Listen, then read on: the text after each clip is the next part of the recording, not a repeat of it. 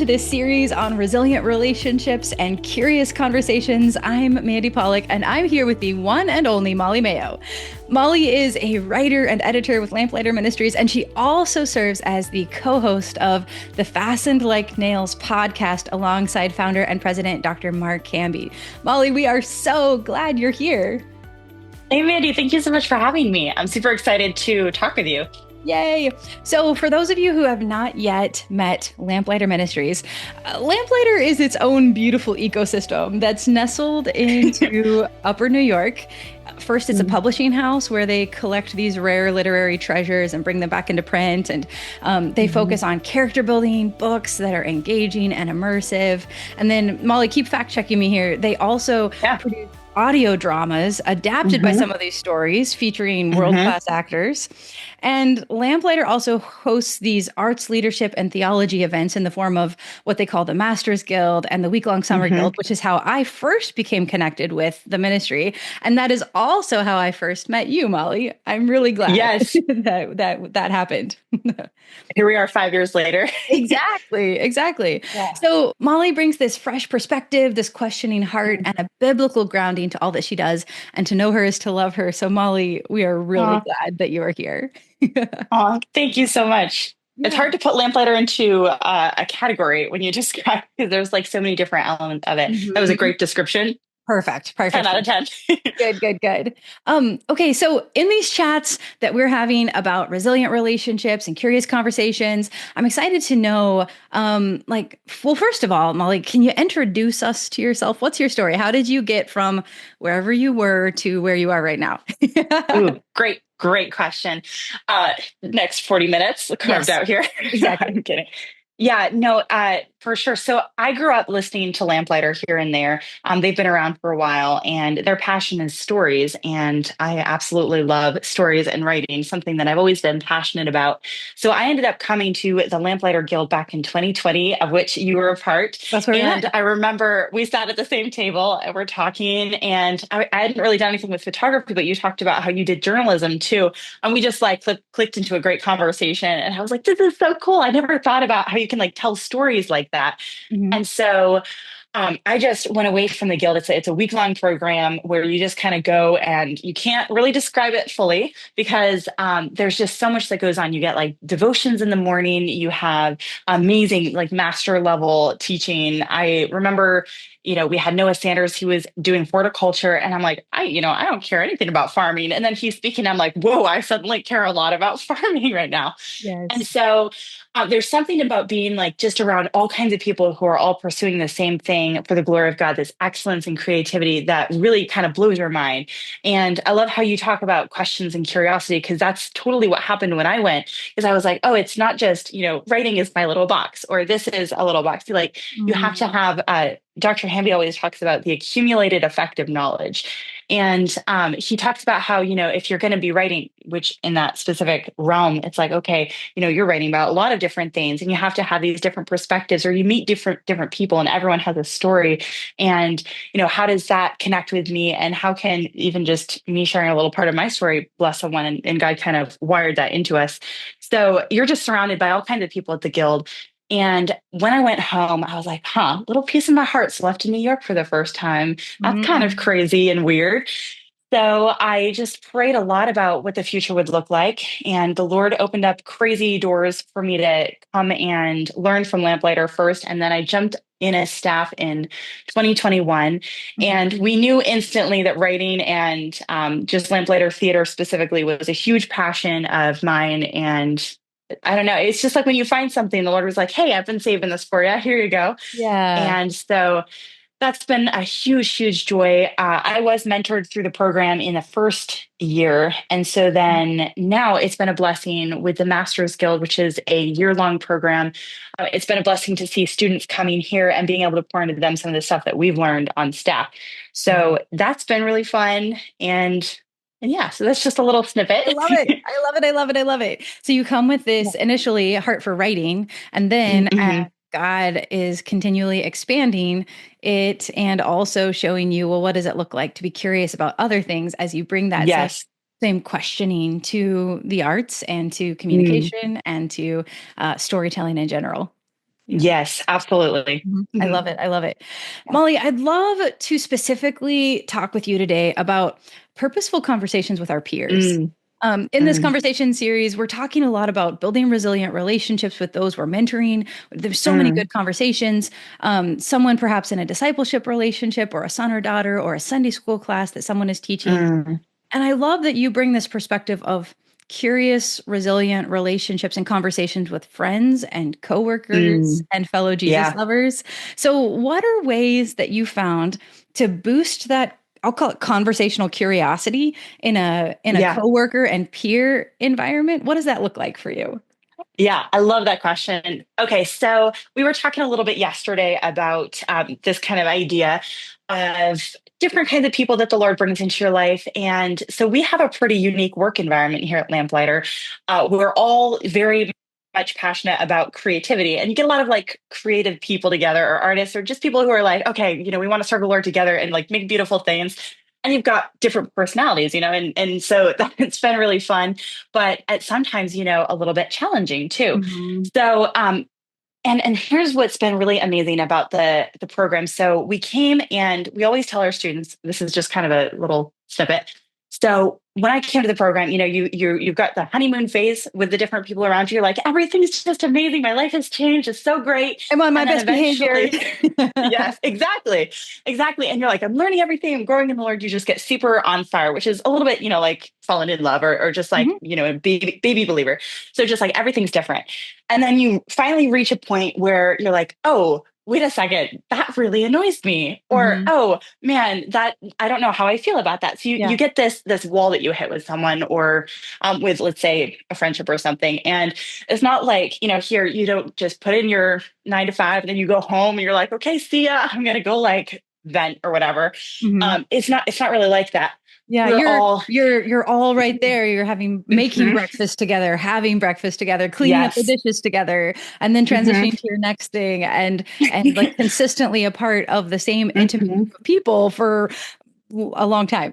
Yes, exactly, Yes. exactly. And we're from all over the states. We've got one from Washington State, Virginia. I'm from Maine. So you bring all these people from different cultures too. And so we come together, and sometimes that happens. And it has been so rewarding to Mm. walk through some of that. uh, I almost want to say like conflict, where you come to that point where you're like, okay, so I have a choice to make. Either we're going to talk this through, or like try and understand where each other's coming from, or we can just be like, you know what, I'm going to shove it under the rug, not worth it. And Mhm. so that is something that would be really easy to do if you didn't like live around the same people. And so you kind of get to that point. And I remember a close friend of mine and we had this moment where, just, I don't know if we were just tired or what, but, we kind of reached that point. And she's like, having her reaction, she kind of gets more inward, and I get more like strong, headstrong and stuff. So then we're reaching that point, and then finally we like come together and connect, and it's like, oh wow, and walking through it with each other and listening and Mhm. having that, oh, I'm not like that, but I hear you, and I can see how, my way of approaching something isn't quite how you approach something. And Yeah. so coming together and being able to like listen and talk it through a little, and move forward with that. And that's where, even just in that little conflict area, that's what we bring into kind of our work meetings and stuff. Like, how do we talk about questions and stuff? Do we just be like, okay, you know what, shut down? Like, I don't like how that's going, but all right, I'm not going to say anything, and I'm going to move forward Mhm. and Mhm. whatever. But being able to walk through that with each other, it creates a really healthy environment. I think Mark Hamby's always talking about short sin accounts. He's like, instead of just, okay, I'm going to not think about that, or I'm really mad about that, and I'm going to let you know in every passive aggressive way that I can. It's Yeah. like, okay, I'm coming to this point where, let's talk about this. And, something that I've learned is, there's a time and a place. Like, just because I think something, I'm not going to be like, okay, let's solve it and move forward. It's like, okay, maybe now's not the right time. Like, let's think about how we can listen to what everyone has to say, and come to a point where it's like, oh, maybe that's even better than something I could come up with on my own, or something you could come up with on your own. Like, and that's Yeah. something I think they do really well Yeah. as a dynamic, as a group. Yeah. And that's born kind of from diversity. Go Yeah, ahead. I love it. Well, it's just what you were talking about, that you're recognizing from diversity comes these strengths, that people are Mm, bringing different perspectives and cultures and experiences and personalities. Mm, And they're all in this big melting pot, but it doesn't mean that you have to become all the same person. Everyone's bringing those different yes. ideas, to the table, so to speak. Hmm. Yeah. It's something that, so, okay, we talk about conflict, and here's something just in the creative element. So there's something, have you ever heard the phrase tertium quid? Ooh, tell me about it. Okay, so this is something that I found out coming here. So, Dr. Hamby and I, we write and edit a lot together, and so sometimes we'll reach a point where we're like, "Okay, this is my idea," and he'll be like, "This is my idea," and they're different. We're not Yeah. going to think the same. And sometimes we can get like really, I really think this is the best way. I really think this is the best way. And so there's something called tertium quid, Mhm. and what that is like these two ideas coming together and being able to think of something that is a third new thing. Mm. And it's kind of a fun term that he's, I don't know if it was coined by him over the years or where he got it, but he always says, like, okay, if we come to this point and we really can't agree, we want to respect what each other is saying and not be like, it's my way or the highway. Yeah. But being able to take a moment, and what we'll do is feel like, let's just pray. And Mm. so then we'll take a moment and we'll just quiet our hearts before the Lord. And this is what happens, like, I want to say 80 to 90% of the time, we both look at each other and we're like, how about this? And sometimes it's like 80 to 90% of the time, the same thing. And it's like, Mhm. whoa, thank you, Lord. Like that's a Yeah. crazy idea I never thought of. And Yes. so that's been really rewarding and fun to see I as love it. well. I love it. I love it. Yeah. So I married a nerd who introduced me to this whole realm called Star Trek. Hmm. Hmm. And in Star Trek, there's this idea of a third alternative. Like there's no such thing Oh. as a no-win situation.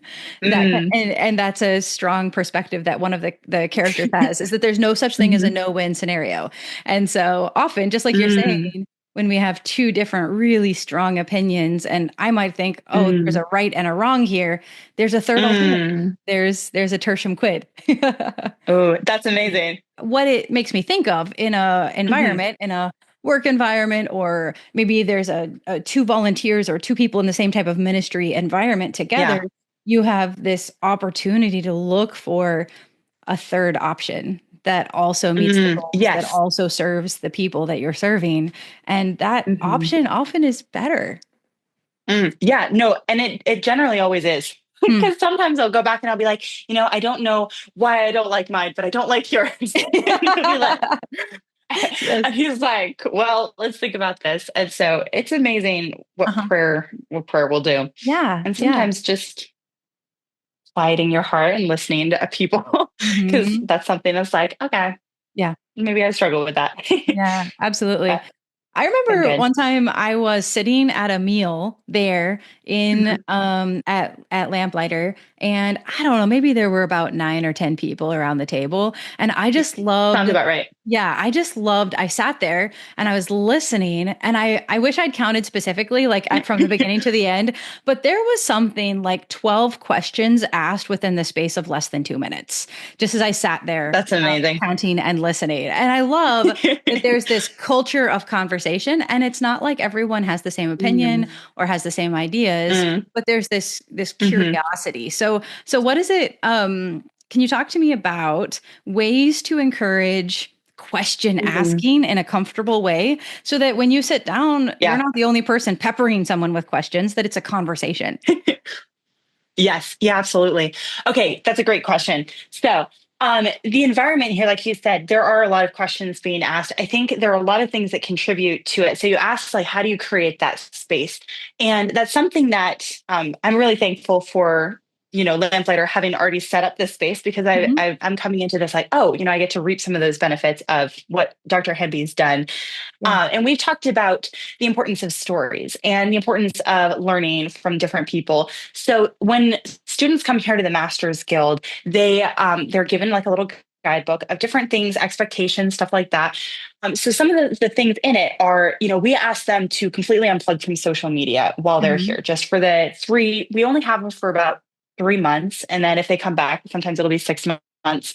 And we're like, nothing against social media. We use it, but just in this time, we want to create a space where you can like just completely unplug from all of those other distractions.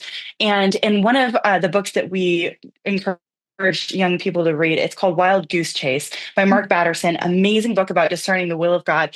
But he says change of place plus change of pace equals a change of perspective. And Mm. so then he's like, sometimes we can get caught up in like, okay, this is my routine. This is like my normal day life. But then actually removing yourself from that to a new place and a new change of pace, like, okay, I'm not going to just do da, da, da, da, da, da, but Yeah. I'm actually going to like shake things up a little bit. Then you can get that change of perspective.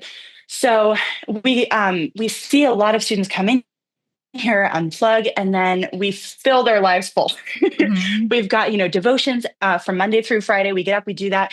We put them all on a meal team, working with people who they maybe have never interacted with that personality before, or a roommate. So their roommates are different than their kitchen team. So they're with all kinds of different personalities.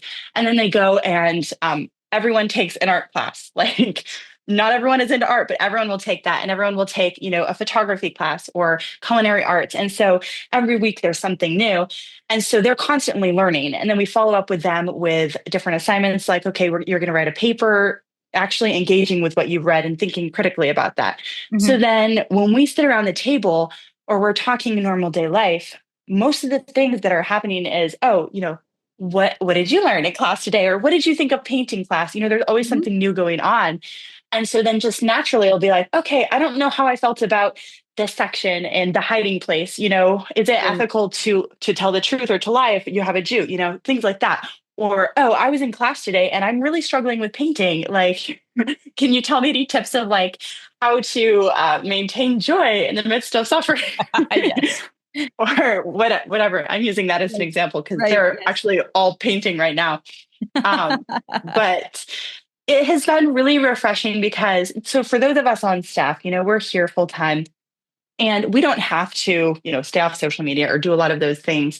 But because that's the way that the platform is built, we don't even like have time for that. We're like, Mhm. we enjoy, I mean, we could if we wanted to, but have enjoyed so much, the environment and atmosphere of creativity and knowledge with the students. And Mhm. often I'll be reading their papers because I'll help grade them and stuff. And as I'm reading, I'm like, oh, another book to read, or oh, I'm saving that quote over here. And they all Yes. have different perspectives. And so it's been really fun to follow up with them and be like, hey, I read that, you really interacted with this author. Can you tell me about that?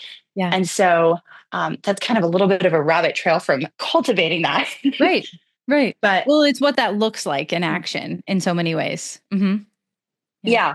yeah, So I'm just thinking through yeah. what I'm hearing. Common elements that I'm hearing are like having frequent exposure to different ideas, different arts, different practices, different hmm hmm thoughts, and then Yeah, talking about that and sharing those as a group. yeah. And what a gift that is. Yeah. hmm Something else I want to add to it because the Lord's really been growing me in this lately is the idea of being intentional. Mm. And that's something that I think it was we were talking about different things we're going to talk through. This kind of goes along with the whole idea of having that deeper relationship with someone Mhm. because it's very easy to be like, okay, like I've got my lunch break and we've got like an hour that we could spend eating or talking. And usually I'm like, okay, on to the next thing. So I'll like eat real fast and then like go back to my work or whatever. And the Lord's just been kind of like, hey, you know, this stuff isn't going to happen. Having these conversations, having deep relationships with people is not going to happen if you just are like, okay, Lord, give me this, relationship and then kind of go back to your day. Like, I have to slow down and actually think. I'm always telling myself, relationship over responsibility. And not in the Mhm. sense of like, oh, I'm going to like shirk all my responsibilities and like spend all day talking to people. That's Right. great. But Right. like, instead of always putting like, oh, what I think I need to do ahead of that, being able to slow down. And so Yeah. there was a young lady I was talking to, and I've been like meaning to talk to her all semester. I just really wanted to connect. The Lord was just putting it on my heart. And I was like, okay, Laura, I was making all these excuses like, hey, it'll happen naturally. I'll just pray and we'll just kind of strike up a conversation. But just naturally, you know, I would do my thing, she'd kind of do her thing. And then finally, the timing, the Lord was just like, if now or never. Mhm. So I was like, I went to her and I was like, hey, I've been meaning to connect with you. Do you have any time? And she was like, thank you so much for reaching out. Like, I would love to. And so we were Yeah. able to have a really, really good conversation. And I was thankful that the Lord arranged that because we only have, the 3 months with the students. We have 2 weeks left with them here. Yeah. And it's so easy to miss those moments. So even Mhm. though it would be like, oh, this idealistic, just because I'm learning all the time, I'm going to ask all these questions. It is like, okay, so we could sit here and we could talk about like the color of our shirts and what outfit we're going to wear tomorrow, which is nothing wrong with that. But okay, let me actually slow down my life Yeah. to listen to you and be like, hey, how is it going? Mhm. How is your day? Yep. And I know when people have done that for me, I feel so heard, so seen, so loved. Yeah. And I want to be that person to someone else. And Yeah. people will tell if you're paying attention or not. Yes. That and so yeah, just being that fully focused, like, okay, Yeah. I'm here for you and I want to Mhm. listen. It's been Mhm. really special. Mhm. Mhm. Yeah. And something that I'm still learning, because I also Mm. am the person that will get very focused on a to-do list instead of people, Mhm. is that there's a beauty in, the best words are maximizing opportunities. Basically, Mm. the idea of saying, "Hey, I'm already doing an airport run. Uh, Mm. who is someone I might invite with me on the airport run?" Ooh, That kind yeah. of like, I'm Yeah. already eating lunch. Who is someone that I might invite to be with me in that?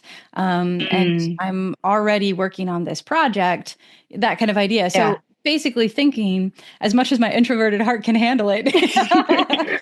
where are times where I can combine these two goals that I have, one of getting my Mhm. to-do list done and one of actually connecting, heart to heart Mm. with the people that God has in my life.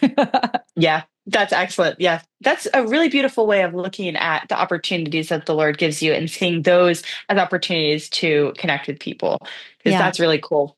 Yeah. I Well, for love so that. long, I kind of thought of them as two separate tasks, and Mm-hmm. that was Hmm. overwhelming to me because I just do one or the other instead of Yeah. realizing, wait, God's given me the same amount of minutes that every other person has, so maybe there's a way to combine them. Yeah, I love that. Mhm. So, what do you think it looks like to foster a biblically safe space to ask questions and have challenging conversations? Okay, so you were talking about being an introvert, and I know we've talked about like the importance of questions and like you'd ask questions, and you've shared that I'm sure on your channel with people Yes. about your story. Yes. But so I'm the complete opposite. I'm a lot more extroverted, and I could Yes. talk your ear off all day long. Like, yeah, I'm here for you. Let me tell you about all of me. That's not really showing people that I care for them. And okay, so here's a really cool story.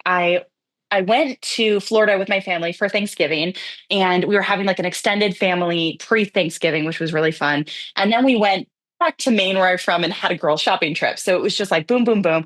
And during this time, I was really praying that the Lord would give me time to connect with my family, because Mhm. I'm, hugely here in New York with the ministry, go, go, go. And I have a younger sister who, she's figuring out life and like, okay, am I going to get married? All this stuff. And so I really wanted to be there for her. And then as I was praying, the Lord was bringing those opportunities, and a lot of it was, Molly, don't talk, just sit here Mm. and listen. And when she's sharing, like, don't just give advice or like tell her, oh, this is an idea, this is a thought. But what she needs right now is for you to hear her and be there for her. And that's sometimes easier for me than others. But then um, doing that was a huge blessing. So that happened, during our Florida time. Then I'm at home and I have my best friends there. And she actually just came out of kind of a difficult season in life where she's like, okay, I had to get done with this job, and I don't know what's next. And she's job searching, and everywhere she's going, it's just a hard time. She can't find, work in what the area she's interested in. Yeah. So I just happened to be there passing through like 5 minutes. She was like, hey, you want to grab supper sometime? I'm like, sure, I'm here on Saturday. And so we go to our shopping trip and we come back. I'm literally there. It's my last evening before flying out the next morning. And I text her. She's like, yeah, she went to come over. And my sister, Gabby, she's older than me. She's like, okay, Molly, she's like, I know you want to like talk about Lamplighter and all the cool things. She says, it's awesome, but she really needs you to listen right now. And I was like, oh, I hear you, Lord. This is a good Yeah. moment. So I connect with her and I started telling her about, a little bit about what's going on here. And then I'm like, okay, so tell me about you. And we sat for like an hour and a half and we just talked and I listened to her story. And then she's like, what do you think? And I'm like, okay. So I started sharing a little bit about what I thought. And then being quiet, she was like, it feels like I'm with my counselor right now. She's like, it's so amazing. She Yeah. said, thank you for listening. And I looked at the Lord and I was like, thank you so much. Because it kind of prepped me a little bit for that. But Mhm. that's something that I feel like when you slow down and just take the time to listen, because my mind's always like going in a million different directions, like this thing, that thing. Okay, maybe I'm stressed about that deadline or this deadline. Like, yes, I'd love to talk with you, but I got to go in like 20 minutes. Mhm. Like, okay, Lord, what do you have for me today, and what does that look like? And Yeah. that's kind Yeah. of a Yeah. so being available to Mhm. people. Mhm. And recognizing that listening is one of the greatest gifts we can offer someone. Yes, yeah, absolutely. Molly, you're a part of a ministry that has a core value that's about reading good books. Yes. I always add a few extra books to my book list when I'm with you guys, and I Woo! love that you all read deeply and broadly. How do you read Mm. a book? And then how do Ooh. you talk with others about what you're Mhm. reading? What does that look Mm. like? Oh, I get a fun question. Yes. I, so I'm blessed to be around a lot of people who love to read. And so it's just a fun story. I was like, I'm so excited. I'm going to read a book a week this year because we put out a calendar and it was like, okay, a lamplighter book a week. And I called my sister, I was so excited. I'm like, I'm going to do it. She's like, that's so awesome for you. I'm reading 100 books this year. I was like, oh, stop it. Like, That's go it. amazing. But This is why so you no, set your it own is. goals and don't worry about anybody else's. I know. I was like, you little overachiever. Yes. But yeah, and my roommate actually, she joined on the same challenge with me. And so there's a ton to be said for an accountability buddy and someone who you can really connect with because it has been such a blessing this year to be like, okay, so this week I'm reading Sir Knight of the Splendid Way. And my roommate Emily, she'd be like, hey, I'm reading Sir Knight. What do you think of this? What do you think of that? And so that's been really fun. The biggest thing here at Lamplighter is don't tell me what the book's about. I haven't read it yet.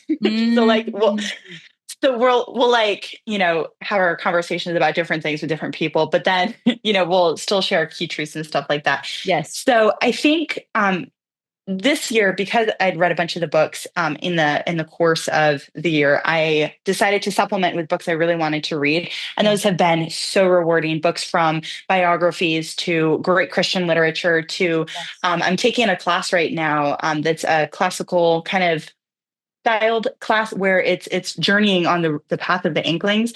Hmm. And so it's all about C.S. Lewis, J.R. Tolkien, George MacDonald, Dorothy Sayers. So I've been reading a lot of different like old school stuff. And that Fantastic. has been, yeah, yeah. So I always read with at least three different writing utensils. I've got my G27 for marking in the book, a micron, and a highlighter. So I Woman of interact a lot distinguished with taste. yeah, yes.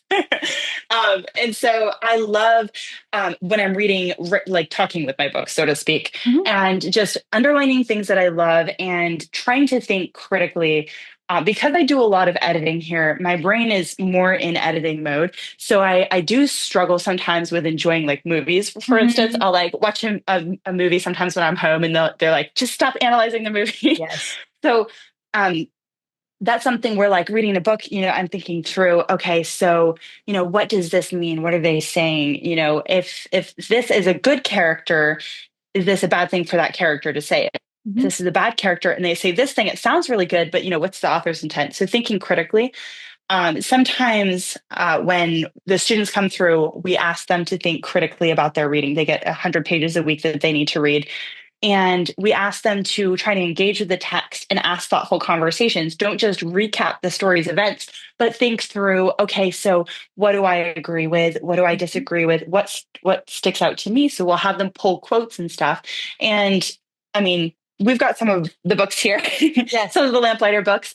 And they all sometimes there are things in them, then you're like, oh, interesting way to view this scenario or that scenario. Right. Like I was just reading Escape from the Eagle's Nest. That's my book of the week right now. And it's such a fascinating story about a missionary's son who goes and he lives in the band of bunch of thieves and robbers in India. Hmm. And so while he's there, his traveling buddy is this like super selfish Irishman. He's like very handsome, very wealthy, but he's just like total pill to be around. And the guy consistently, oh, give me your blanket, give me your rug, like I'm cold. Oh, you can stay up an extra couple hours, this thing or that thing. And I'm like reading about this main character, Walter, the missionary son, who's just he doesn't say anything. And I'm like, I don't know if I would have responded like that. I think I would have been like, hey, come on, man, like let me have my one blanket. Get your own blanket. Yeah, yeah, yeah. But then it said something. There was just this one line that I read and I underlined it. And it said something like, someday when we get to heaven, or eternity, it won't matter whether our path was lined with roses and sunshine, or, I mean, paraphrasing, or whether it was laden with sorrow and suffering, because it's just such a short thing. And I was like, that is not something I think about because, this moment is very tangible. It's very real. It's like, okay, I didn't get my coffee this morning. I need something to wake me up. You think about these little luxuries. But then to really live in a way that is caring. And it said about Walter that he was able, like, because he knew the Lord, he was able to meet some of these challenges and he was given a special portion of strength. And I was like, that's kind of a crazy way of looking at that. That's a challenging thought. So different things like that, where as you come across a section like that, pausing, slowing down, oh, that's an interesting thought. Hmm. Emily, what do you think about that? Hmm. Yeah. So, Yeah. So taking the time to note those interesting thoughts as opposed to just yeah. inhaling the story, the plot, recognizing Hmm. that that plot is a powerful device to communicate Yeah. ideas. And so then taking the Yeah. time to unpack what are these ideas and then how do I interact with them? How might they change how I act during the day? Yes, absolutely. There's one other thing that while you were saying that, it made me think of it. When you came and you had us read in Genesis, and then you Mhm. were asking a bunch of questions. Yeah. It was one of my favorite moments from the semester because as we're reading, we've got, I think at the time there was like 15 people Mhm. around asking different questions. People are asking questions I would never even think to ask. I was like, whoa, that's a really crazy thought. And so as these questions are being asked, you're learning a lot about like who God is and what does this text say. It really made me appreciate like small groups and the believers of God because, people are all so uniquely different and we're all like made in the image of God. And it's like he infuses, this one person with a little bit of his passion or this person with a little bit of their creativity and, this person with some analytical powers. And, so we're all coming together and it's just this beautiful taste of like what the kingdom of God looks like and what heaven will look like someday because I'm completely different than this person over here. And when we are like walking in our God given gifts and abilities and asking those questions together, we're finding not only just more about who each other is or who each other are, we're learning more about like who God is. And that Yes. is like a really special, amazing, wonderful thing. Yeah. Yeah. I love it. I love it. So I'm hearing you talk Yeah. about, like, first of all, encourage questions about anything. Hmm. Because then Hmm. in that building of a relationship, in that conversation, then there's a safety, a security, a Hmm. practice to know that then when you get into harder conversations, you're like, I read this idea about C.S. Lewis and I disagree. Am I allowed to have an opinion like that about C.S. Lewis? Let's talk, and Yes. like then when you get into some of those more complicated Mhm. conversations, there's the muscle, the experience, like Mm. what it's like to be in conversation with people. And I love what you're That's talking good. about, that God Mhm. designs us to be in community. Mhm. And when we are in Mhm. community, we know more of God because we're Mm. experiencing. Here's another aspect of God's design Mhm. in someone else that's not in me. And I want to know that. Yeah, I love that. Yeah. Mhm. Oh, I thank you for sharing. I love that perspective Yeah. Mm. on questions and being curious. Mhm. So let's see here. So you're talking about, like, you read a book, your roommates maybe reading a different Mhm. book, and then how that can Mhm. inspire conversation. What Mhm. about if you're reading the same book? Like, what types Mm. of, like, we have this shared story or this shared Mhm. book, this shared collection of words. What does Mhm. it look like then? How can you take that deeper if you have a Yeah. shared story? Yeah. I think having an open conversation is really cool. Emily and we're very different people, and we absolutely love stories and the word. So, this is just something. Have you ever read the book The Four Loves by C.S. Lewis? Yes. Hmm. Okay, I love that book. It's talking about one of the sections was friendship, and he said it's two people pursuing the same goal together, and Hmm. how that they are pursuing that same goal because they are united. They are of the same mind. People, in all these different walks of life can be united by the same common goal. And I Yeah. immediately, wrote in my book like Lamplighter because often she'll be like, "I love this book," and I'm like, "Not my fave," or she'll be like, "Oh, I really like this character," and I'm like, "Eyebrow raise." So we do bring something very different, very unique to the table, and often, when we'll go to bed at night, we'll be talking about different things, recapping, and like we'll be sometimes, we have read the same book, and it's been really awesome to hear her perspective. And Hmm. then, I share my perspective and like being able to be like, okay, you know what? We think very differently, Yeah. but I can see how, you think it that way, Hmm. think it through that way. And so it shows you a little bit about grace, but it also helps you to see things like, oh, instead of just getting stuck in my rut, being like, this is my preferences, my thoughts, my beliefs, and kind of Yeah. go forward in that direction. Be like, okay, am I willing to see it from another perspective and maybe appreciate that in a different way? And Hmm. so that's been really fun. And then also when we come to things like, oh, how did you feel about this section? And like being able to talk that through, Yeah. it's really rewarding when we are reading the same, because then we both have the same context that we bring to the table. And I've really enjoyed that because Emily, like, if she's ahead of me on something, she will not tell me anything. She'll Go, just be Emily. like, I'll be like, well, what happens here? She's like, she's like, will not tell me. I just finished recently G.K. Chesterton's book on orthodoxy, Mm. and I was blown away by, I think it was called The Ethics of Elfland. But he was talking about in that chapter how children are born with a sense of wonder, and they look at the world and it's just everything around them is just filled with creativity and wonder, and their eyes are just lit up. He says you don't have to tell a child that Jimmy stepped into a magical wardrobe, because the idea of like a wardrobe is magical. Yes. So he was just talking about how stories can bring us back to that childlike sense of wonder. And Jesus talked often about children, and like the kingdom of God is in children and stuff. And in these stories, you see things, being able to see things through the eyes of a child is having that, you were talking about holy curiosity, where you look at the world and you're like, whoa, it is a wonder just to exist. It is a wonder Mhm. to be able to wake up in the morning and step out of my bed on my 2 feet and be able to stand and walk and like go to work and do something that the Lord created me to delight in doing. And those are things that, you can just get kind of caught up in the ordinary. But he said, and this is just like a little quote, he said, maybe God made sunsets and daisies not because of a lack of curiosity, but because every single one was an encore performance. And he couldn't wait. He says, children, something exciting happens and they're like, do it again. And then the adults get bored. And then he's like, but what if God looked down and he didn't think, oh, well, I'm just going to make a bunch of daisies because I don't want to think up a daffodil. But what if he made it and he thought it was so exquisite and so intricate and unique that he's like, that was so amazing. I'm going to do it again. Oh, the sunset was so beautiful. Let's see what that looks like again. And so he talks about like in our own ordinary lives, like to be able to rejoice in the mundane, like to be able to just get up and go to work every day should be so delightful, so Yeah. amazing, so joyful. Being able to eat delicious food, have a conversation with a friend, learn about who God is through a conversation. Like those things are just Yeah. of the Lord and seemingly ordinary miracles. Hmm. Yeah. Yeah. So, Oh, I love it. That part that you reference is one of my favorite thoughts that Chesterton talks about. That whole idea of do it again. mhm, And that in this beautiful moment that we call today is an opportunity mhm. to say, do it again. What does it look like in this context? I love that. Yeah. Thanks for Mhm. sharing that. That's cool. Yeah. Thanks for Yeah, asking. it made me think about daisies completely differently. That you see a Yeah. daisy, I'm like, there it is, do it again. Where's another one? Yes. Yeah. Yes. Yeah, for sure. Mhm.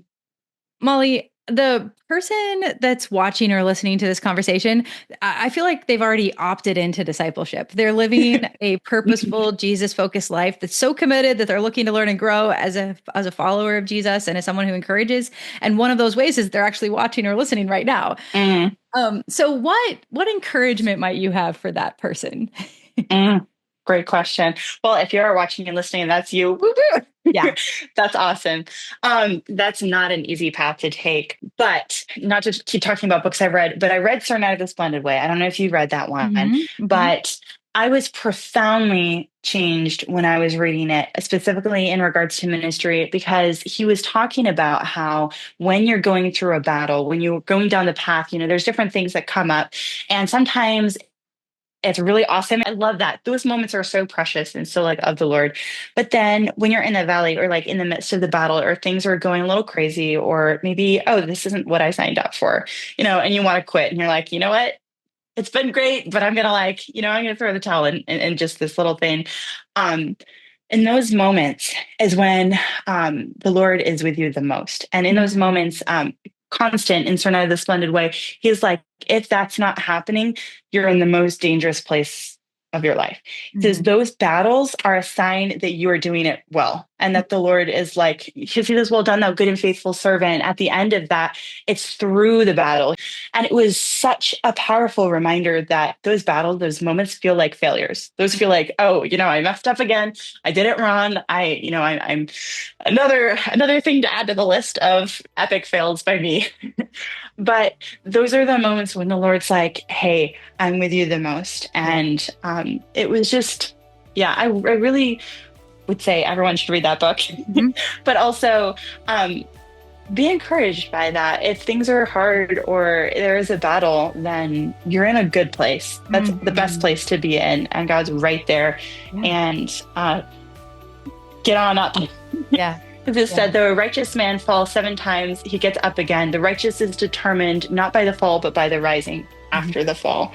And then he says, get up, sir, constant. And I still think of that, we're not determined by those moments, but what we do with them. Yeah. That there's something about the ineffable, unmeasurable strength of God that's made perfect in our weaknesses. That's a beautiful, beautiful thing and a beautiful thought to think of as we close and launch into our next right thing. Molly, how do we connect? Molly, how do we connect with you and with Lamplighter Ministries? Absolutely. So we have a podcast, Fasten Like Nails. You can follow that on the channel. Actually, Mandy, we have some interviews with you on there. So those are super fun. Share a little bit about what you do here, because that's a whole awesome conversation. And we also have a website, lamplighter.net. We have a bunch of books and audio dramas on there. We're on the radio stations, but if you want to know more about our summer guild programs, Masters Guild, that's on the website. You can get a catalog. We got some blogs in there. So that launching off point is lamplighter.net and your Fastened Like Nails podcast. Molly, thank you so much for your time. Thank you for thank you. I'm going to tell God thanks for what he's doing in and through you, because I think it's awesome.